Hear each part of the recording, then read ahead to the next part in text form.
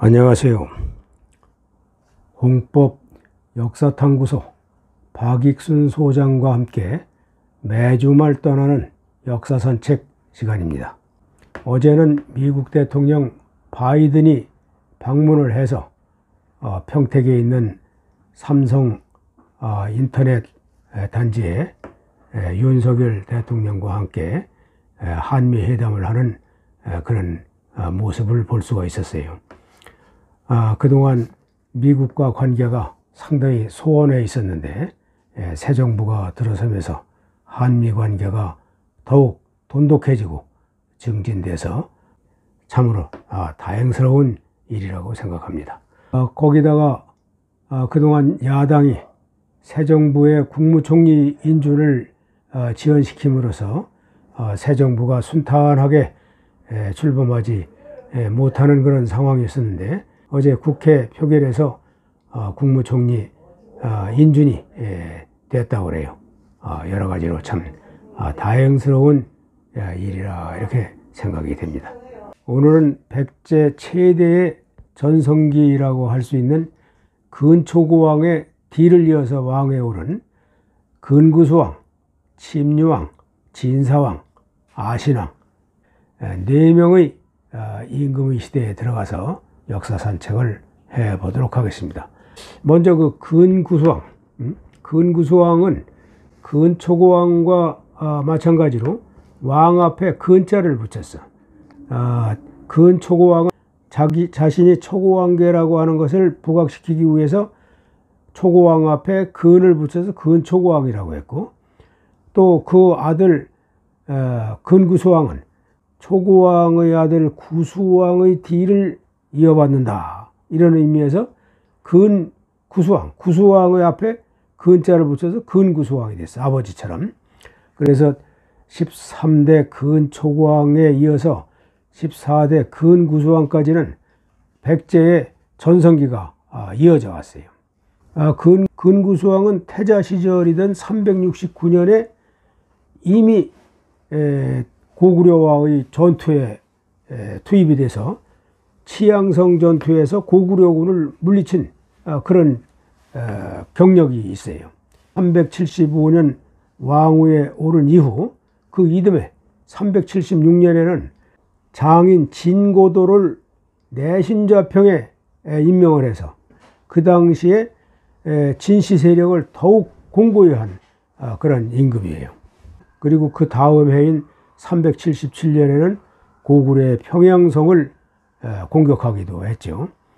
그 당시에 그 중국 대륙에는 전진이라고 하는 나라와 동진이라고 하는 나라가 있었는데 이 한문이 완전히 진짜가 틀립니다. 이 전진은 북쪽에 위치를 했었고 동진은 지금 산동반도의 남쪽에 위치를 했었는데 고구려는 전진과 수교를 하고 전진과 가까웠어요. 그리고 백제는 동진과 애교 관계를 수립을 해서 동진과 가까이 지냈어요. 그래 이 근구수왕 때에는 동진과 애교 관계를 수립하기 위해서 사신을 동진에 파견을 했는데 마침 그때 바다에 폭풍이 불어가지고 애교사질이 동진에 가다가 되돌아왔다고 그래요. 그리고 이제 그 근구수왕은 동진과의 애교뿐만이 아니고 멀리 그 바다 건너 외국과도 상당히 친밀하게 지냈어.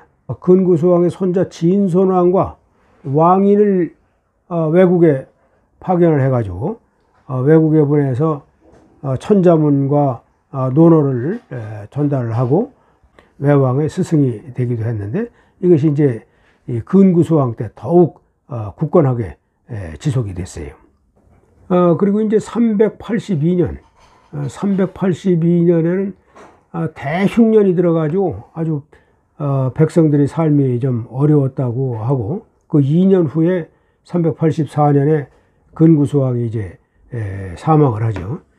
왕위에 오른 지 9년 만에 사망을 하게 돼요. 그래서 근구수왕의 맏아들 침류가 왕위에 올라. 이 사람이 이제 15대 침류왕인데 이 침류왕은 왕후에 오른 지 불과 2년 만에 사망을 했기 때문에 별다른 뭐 치적이라고 내세울 게 없고 기록도 별로 없어요. 그런데 그 2년 동안에 왕후에 오른 지 1년 후에 그 동진에서 호승 마라난타가 입국을 해가지고 불교를 전례를 했어요. 그러니까 그 백제의 그 2년밖에 안 된 그 재위 기간이지만은 오히려 국사책이라든가 이런 역사에서는 더욱 부각을 시키는 것이 그 2년밖에 못한 그 왕의 시절에, 왕제위 시절에 인도 또는 서역의 승이라고 알려져 있는 그 마라난타가 들어와서 침유왕 시절에 백제 불교를 전례했다. 이것이 가장 큰 역사적 흐름이에요. 그래서 이제 침유왕이 죽고 나서는 그 아들 아신이 있었는데 그 아신이 어리다는 이유로 그 침유왕의 동생 진사왕으로 하여금 왕위를 잇게 했다 이렇게 돼 있어요. 그런데 일본 서기, 백제가 이제 일본하고 상당히 가까워졌으니까 일본 서기를 인용해 보면은 아마 이 침유왕이 살해당했을 가능성이 있다. 왜냐하면 그 당시에 백제가 불교를 받아들일 그 시점에서 이 일반 백성들의 그 정서는 불교를 받아들일 만큼 그렇게 성숙되지 않았다는 얘기지. 그래서 이 침유왕이 불교를 전격적으로 수용함에 따라서 반발 세력을 키웠다는 거예요. 반발 세력들에 의해서 이 침유왕이 살해를 당하고 진사왕이 왕위에 올랐다. 그러니까 진사왕은 불교를 배척하는 세력들과 손을 잡고 침유왕을 제거했다. 이렇게 보는 것이 일본 서기의 그런 맥락이에요. 그러나 우리 삼국사기나 이쪽 우리 국내 서적에는 침유왕이 2년 후에 사망했다는 그런 기록이 있을 뿐이지 그런 구체적인 얘기는 없어요. 백제는 근초고왕의 전성기 이후에 그 아들 근구수왕 때까지는 그러한 그 전성기가 유지가 됐어. 그런데 근구수왕이 죽고 침유왕 때서부터 아신왕 이후까지 계속되는 권력 다툼 이런 그 분쟁에 휩쓸려 가지고 점차 쇠퇴해 가기 시작해요. 더군다나 정복군주 광개토왕이 왕위에 오르면서 백제는 그 강대국 고구려에 눌려서 그 쇠퇴의 길이 점점 더 빨라졌던 것 같아요. 진사왕은 385년에 왕위에 올랐고 386년에는 고구려의 세력에 대항을 하기 위해서 15세 이상의 장정들을 전부 동원을 해가지고 이 청목령에서 북쪽으로는 그 팔곤성이라 하지, 팔곤성. 그리고 이제 서쪽으로 서해에 이르기까지 뚝을 쌓기 시작을 해. 이런데 그때 7월에 뭐 우박이 내리고 아주 그 농사가 흉년이 들고 백성의 생활은 핍박해졌는데 궁궐을 또 고치고 말이지. 이래서 백성들의 원성이 좀 자자했다고 그래요. 390년에는 달솔 진가모에게 명을 내려서 또 고구려의 땅인 도곤성을 공격을 해. 도곤성을 함락해 가지고 200여 명을 포로로 잡아들였어요.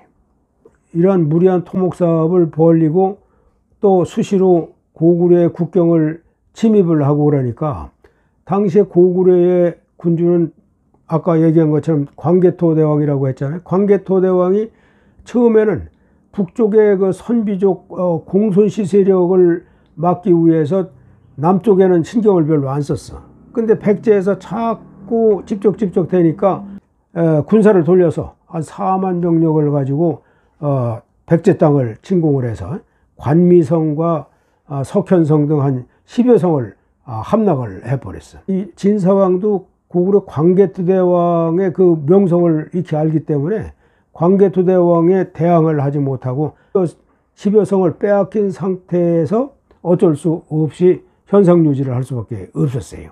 광개토대왕한테 패하고 또 농사는 흉년이 들고 또 토목사업을 일으켜서 백성의 생활은 점점 핍박해지고 이러는데, 이때 그 일본에 가 있던 침류왕의 아들, 원래는 침류왕의 아들 아신이 왕위에 오를 그런 기회를 가지고 있었는데 숙부 진사왕한테 뺏겼었단 말이지. 아신은 일본에 가 있었어.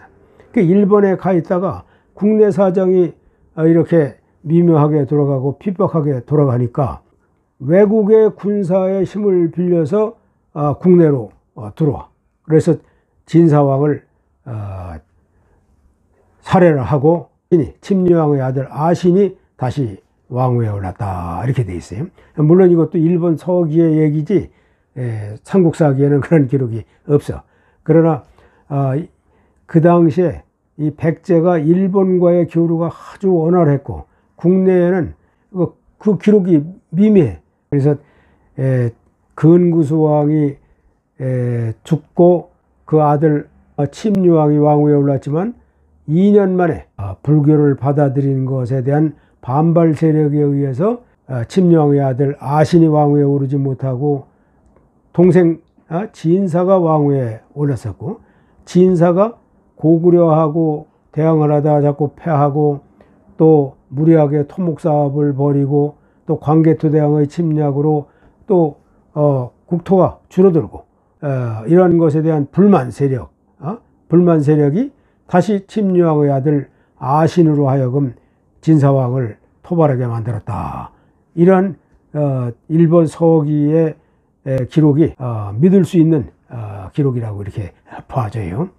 그래서 이제 진사왕의 생명은 392년에 끝나고 그 다음에 다시 아신왕이 이제 정권을 잡아서 17대 왕위에 오르게 되죠. 아신왕도 왕좌에 올랐지만은 그 고구려와의 적대 관계는 역시 계속 유지가 됐어요. 그래서 392년에 왕위에 올라서 393년 그 다음에는 외삼촌 진무에게 명을 해가지고 그 광개토대왕 때 고구려의 침략으로 고구려에 뺏긴 그 관미성을 되찾기 위해서 관미성을 공격을 해. 광개토대왕이 가만히 있을 수가 없었던 거예요.